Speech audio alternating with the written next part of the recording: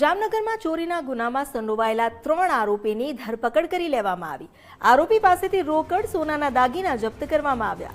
પોલીસે આરોપી પાસેથી 4.45 લાખનો મુદ્દામાલ જપ્ત કર્યો। 3માંથી એક આરોપી સામે 22 જેટલા ગુના નોંધાયેલા છે।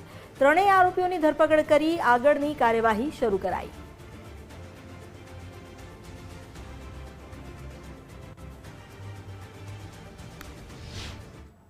મળેલી વખતે જે સીટીએના ગુના નંબર 460/2026 અને 466/2026 જે અલગ અલગ બે ઘરફોડના ગુના દાખલ થયેલા હોય તેમાં જે આરોપી છે એજાજ ઉર્ફે એજલો ચાલબાજ શેખ એ વિસ્તારમાં આવ્યા હોવાની બાતમી મળતા જેના આધારે આરોપીને અટક કરી તેની અંગ ઝડતી કરતા અલગ અલગ 17,000 રૂપિયા રોકડા, એક મોબાઈલ તેમજ આશરે અલગ અલગ દાગીના મળીને કુલ 5,29,500નો મુદ્દામાલ એની પાસેથી મળી આવેલો છે।